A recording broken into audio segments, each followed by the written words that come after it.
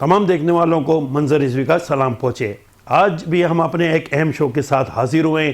آج شروع میں جو پہلا موضوع ہوگا وہ ہوگا ایران اور امریکہ کی جو جنگ چل رہی ہے، 1 مہینے سے زیادہ ہو گیا ہے۔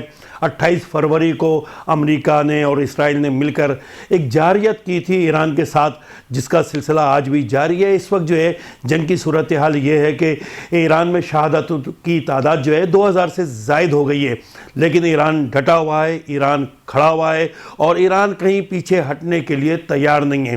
جتنے بھی عرب ممالک میں امریکہ کے بیسز تھے، تقریباً ایران نے تباہ و برباد کر دیا ہے۔ آج امریکہ کے صدر 9 بجے جو ہیں کچھ خطاب کریں گے، لگ یہ رہا ہے وہ کسی بھی وقت جنگ بند کرنے کا اعلان کر دیں گے۔ دوسرا اہم موضوع جو ہے رباب۔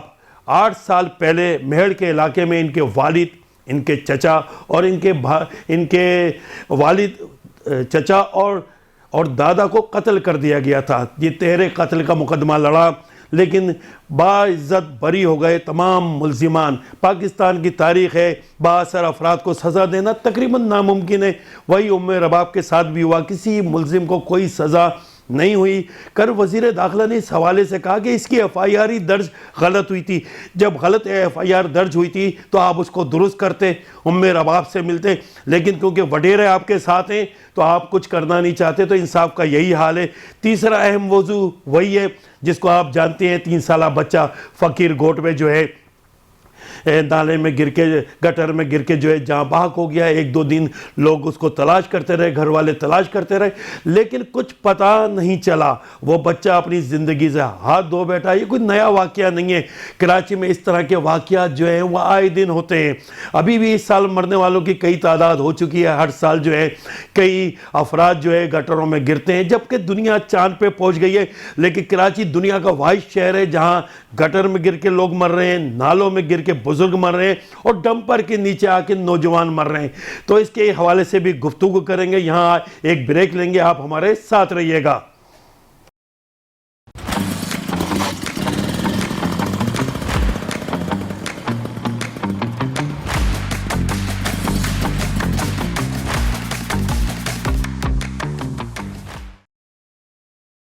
ایک کے بعد آپ کے پاس حاضر ہوئے ہیں۔ ایران ایک اہم ٹاپک ہے۔ امریکہ اور اسرائیل نے جو جارحیت ایران کے ساتھ شروع کی تھی، 28 فروری کو یہ جنگ شروع ہوئی تھی، جب امریکہ نے مذاکرات کے دوران ایران پہ حملہ کر دیا تھا، اور یہ اسی وقت جنگ شروع ہو گئی تھی۔ لگ یہ رہا تھا امریکہ کو کہ شاید 1 دن 2 دن کے اندر جو ہے یہ جنگ جو ہے یہ ختم ہو جائے گی اور ایران میں رجیم چینج بھی ہو جائے گی، اور ایران کی قیادت کو مکمل شہید کر دیا گیا، آیت اللہ خامنئی سمیت۔ لیکن اس کے بعد بھی کوئی فرق نہیں پڑا، شہادتوں کا سلسلہ جاری رہا۔ ایران کھڑا ہوا ہے اور استقامت کے ساتھ کھڑا ہوا ہے۔ ایران اس پہ امریکہ کے جو صدر ہیں ٹرمپ، وہ تقریباً ہر لمحے اپنی گفتگو میں تبدیلی لاتے ہیں۔ پہلے وہ کہہ رہے تھے ہم جنگ جیت گئے ہیں، آبدائے ہرمز کھل گیا ہے، ہمیں جنگ کی ضرورت نہیں ہے، ایران کو ہم نے تباہ کر دیا ہے، ان کی فضائیہ تباہ کر دی ہے، ان کے ہوائی اڈے تباہ کر دیے ہیں اور بحریہ کو بھی مکمل تباہ کر دیا۔ لیکن ایران ڈٹا ہوا ہے، میزائل مارنے کا سلسلہ جاری ہے۔ عرب ریاستوں میں جتنے بھی ایئر بیسز موجود تھے امریکہ کے، تقریباً سب تباہ و برباد ہو گئے، اور اسرائیل پہ بھی شدید حملوں کا سلسلہ جاری ہے۔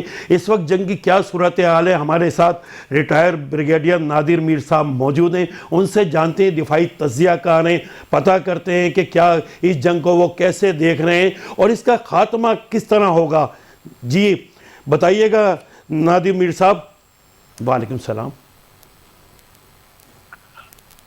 اس جنگ کا خاتمہ تو پاکستان ہی کرا رہا ہے، کیونکہ باقی تو کافی سارے فریق بن گئے ہیں اور بہت سارے بے بس ہو گئے ہیں۔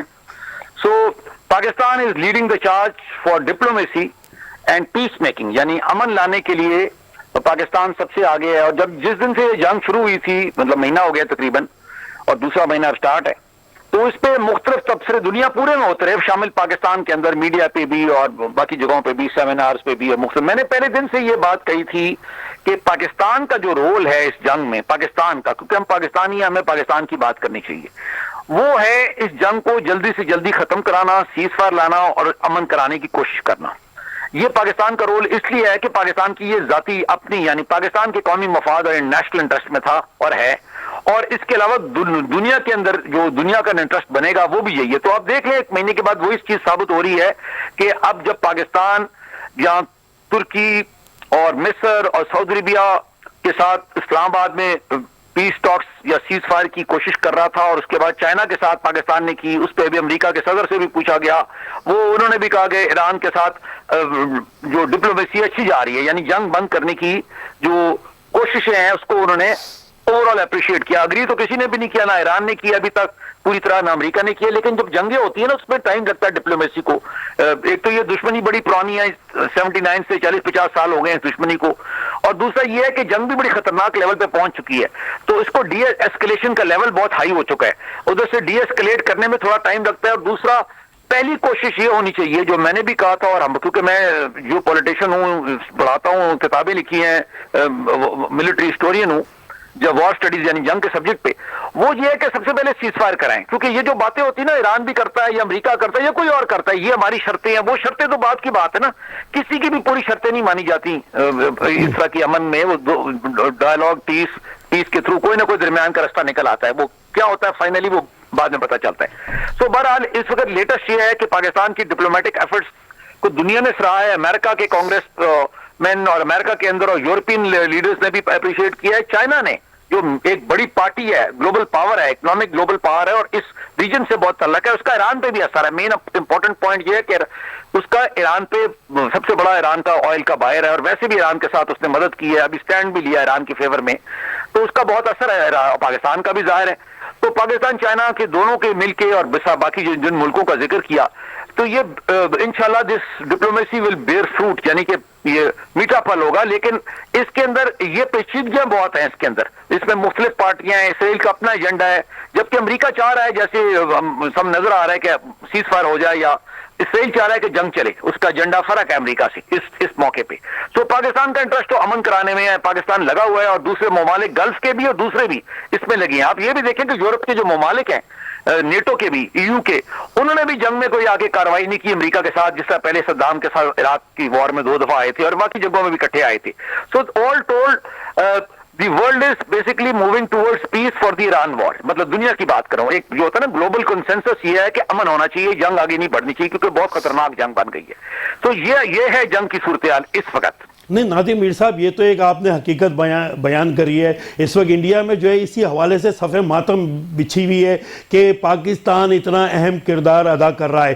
ایران کی سڑکوں پر بھی پاکستان کے جھنڈے لگا کر لوگ ریلیوں کی صورت میں نکل رہے ہیں، اور ہر طرف پاکستان کی جو ہے وہ باتیں کی جا رہی ہیں، اور پاکستان کے کردار کو کوئی بھی سب اپریشیٹ کر رہے ہیں. ایرانی جو ہیں وہ ہر جگہ بتا رہے ہیں کہ پاکستان ہمارا ساتھ دے رہا ہے، اور پاکستان ساتھ کھڑا ہوا ہے. اس میں کوئی شک کی بات نہیں. اور اسی کا دکھ جو ہے وہ انڈیا کو ہوئے چلے جا رہا ہے. انڈیا انتہائی پریشان نظر آ رہا ہے کہ خطے میں پاکستان جو ہے وہ بڑے بڑے معاملات کو لیڈ کر رہا ہے اور فیصلہ سازی میں اہم کردار ادا کر رہا ہے. میرا اگلا آپ سے سوال یہ ہے کہ ٹرمپ جو ہیں وہ ہر لمحے بعد اپنی بات بدل دیتے ہیں. آج شام کو بھی 9 بجے وہ خطاب کریں گے. کیا لگ رہا ہے، وہ جنگ میں رہنا چاہ رہے ہیں یا جنگ سے نکلنا چاہ رہے ہیں؟ آپ کے جو سوال ہے یا اس کے جو 2 پہلو ہیں، ایک انڈیا ہے اور دوسرا ٹرمپ اور امریکہ ہے. تو میں پہلے انڈیا کی بات کرتا ہوں. انڈیا کا جہاں تک تعلق ہے، اگر پاکستان میں تیل نکلا ہے، سونا نکلا ہے، یا کوئی کامیابی پاکستان حاصل کر لے، کوئی میچ ہی جیت جائے پاکستان، باقی تو چھوڑیں، تو انڈیا میں صفحے ماتم مل جاتا ہے. کیونکہ وہ تو بالکل کیا کہتے ہیں، پاگل پنے پہ چل رہے ہیں. مطلب دے ہیو گون کریزی اور بیڈ. اور ان کا جو فورن منسٹر ہے مسٹر جائے شنکر، اس کی فورن منسٹری آپ دیکھ رہے ہیں، یہ حالت ہے کہ انڈیا کے ساتھ ہی کوئی نہیں. پچھلے سال جنگ ہوئی تھی سندور میں، کسی نے دنیا میں کسی نے ساتھ نہیں دیا، نہ روس نے نہ اسرائیل نے، جن پہ ان کو خیال تھا. اور امریکہ نے، آپ کو لیٹسٹ پتا ہے، پہلے اس کی بات کر لیں انڈیا کی. انڈیا نے خبر نکالی ہے مزے کی کہ امریکہ ابھی ریسنٹلی انڈیا کو کہا ہے، کیونکہ انڈیا آپ کو پتا ہے خبریں نکلی ہیں کہ فالس فلیگ کشمیر میں کرانا چاہتا ہے، پاکستان پہ حملے کی تیاری کر رہا ہے. جو میں پچھلے سال سے کہہ رہا ہوں کہ وہ جب موقع ملے گا کرے گا. اور اس نے افغانستان سے بھی دہشت گرد بھیجے، جو پاکستان نے آپ کو پتا ہے کتنا مؤثر جواب دیا. تو انڈیا کے متعلق ٹرمپ نے، امریکہ نے کہہ لیں، لیٹسٹ انڈیا کو کہا ہے کہ اگر اس نے پاکستان سے جنگ کی تو امریکہ اس کی کوئی مدد نہیں کرے گا. مطلب اس خوش فہمی میں نہ رہے کہ امریکہ انڈیا کے ساتھ ہوگا.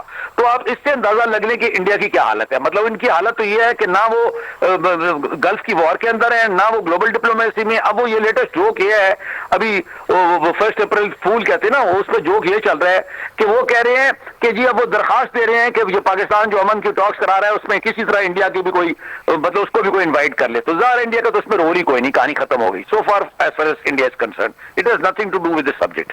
एक तो ये. जहां तक ट्रंप का तल्लक है, आपका बहुत अच्छा सवाल है. इनफैक्ट इट्स $1 million क्वेश्चन और $1 billion क्वेश्चन, क्योंकि आपको पता है ट्रंप की काफी अनप्रिडिक्टेबल है, उनकी बातें चेंज होती रहती हैं.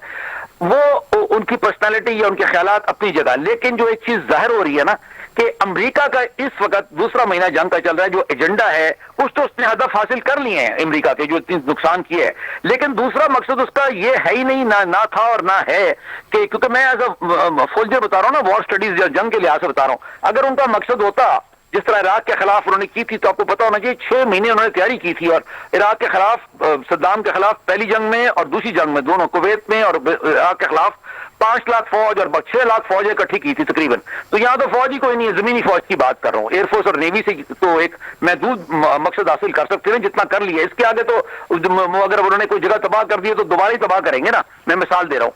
तो इसलिए अमेरिका का लाइकली लग रहा है कि इसमें अभी मिडिल ईस्ट के कंट्रीज, जिन 4 का नाम लिया है, तुर्की, पाकिस्तान, सऊदीया और इजिप्ट, ये भी कर रहे हैं. चाइना भी एक रास्ता निकाल रहा है, अमेरिका के लिए नहीं, दुनिया के लिए अमन का, होर्मुज़ का. तो इसलिए हो सकता है कि अमेरिका इसके अंदर एक कोई रास्ता निकाले इस जंग को खत्म करने का. ये तो अमेरिका का, मैं अमेरिका की बात करूं, उसमें ट्रंप ज्यादा प्रेसिडेंट है उनका, लेकिन उस आखिर में तो उन्होंने अमेरिका का इंटरेस्ट देखना ना, उन्होंने किसी का तो इंटरेस्ट और नहीं देखना. तो उनका भी इंटरेस्ट यही बन रहा है, इसराइल का नहीं बन रहा. मैं शुरू से आपको कह रहा हूं, दोबारा कह रहा हूं, ये तो अमेरिका का हो गया. बहरहाल चूंकि अमेरिका बड़ी ताकत है, ग्लोबल पावर है, अगर वो इस जंग से निकलेगा तो इसराइल अकेला ईरान के खिलाफ कितना अर्सा जंग लड़ लेगा? आपके ख्याल में मुश्किल हो जाएगा इसराइल के लिए लड़ना, और दूसरे फिर उस पर प्रेशर भी पड़ेगा दुनिया का अमन लाने के लिए. तो ये सूरत हाल है. अब पाकिस्तान ने बहुत अच्छा काम किया है, ये जो डिप्लोमेसी अभी तक हासिल की है, जो कोशिश की है, इसको परसू करना चाहिए, और बाकी मुल्कों के साथ मिलकर, क्योंकि Pakistan can't do it alone ना, आप अकेले तो नहीं ना कर सकते. जाहिर है चाइना साथ है, ये बाकी ममालिक, अरब ममालिक, गल्फ स्टेट, तुर्की साथ है, और नेबर्स भी है ना इस खित्ते की, बड़ी ताकतें हैं इस खित्ते की, मतलब इस खित्ते की रीजनल पावर्स हैं, उनके साथ मिलकर अमन की कोशिश करनी चाहिए. इसमें पाकिस्तान का इंटरेस्ट है और सारी दुनिया का इंटरेस्ट है. अच्छा ब्रिगेडियर साहब, ये भी बताइएगा नादिर मीर साहब, कि ये ज़मीनी फ़ौज अमेरिका उतारेगा ईरान में, या सिर्फ गीदड़ पपकियां दे रहा है, या अगर उतारेगा तो फिर जंग की क्या पोजीशन हो जाएगी? फिर तो ये महीनों चल सकती है, क्योंकि किसी मुल्क में आप फ़ौज उतारेंगे तो उतरना तो आसान है, निकलना तो मुश्किल हो जाएगा. क्या कहते हैं आप इस हवाले से? नहीं, मैं आपको ये एक्सप्लेन कर रहा हूँ ना, मैं क्योंकि मेरा सब्जेक्ट है, मैं मिलिट्री हिस्टोरियन भी हूँ. आपको मैं 2 जंगों के इसी खित्ते की बात बता रहा हूँ, ईरान के साथ वाला मुल्क इराक की बात कर रहा हूँ.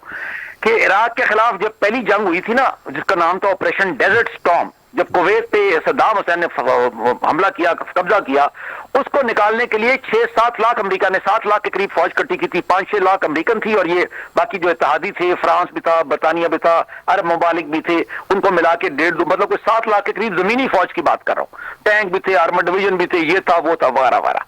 जब इराक पे हमला किया, क्योंकि इराक कमजोर हो चुका था, सेकंड टाइम जब इराक को फतह करने के लिए गए, आपको पता है, तो उस वक्त भी उन्होंने 4 लाख के करीब, 4.5 लाख के करीब जमीनी फौज इकट्ठी की थी. इस वक्त सूरत हाल ये है कि टोटल अमेरिका की जो फौज खित्ते में ईरान के खिलाफ, वो 30-40 हजार के करीब है, बल्कि उसमें से भी कुछ निकाल ली है.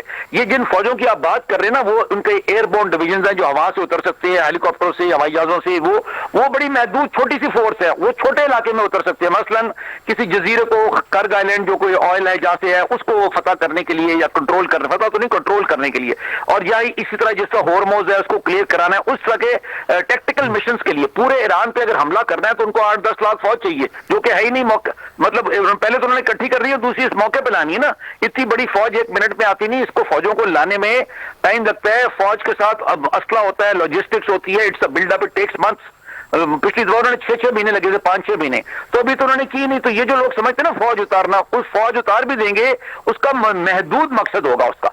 बहुत शुक्रिया ब्रिगेडियर रिटायर्ड नादिर मीर साहब, आपने अपना कीमती वक्त हमें दिया. नाजरीन, यहाँ लेते हैं एक ब्रेक के बाद फिर हाजिर होते हैं.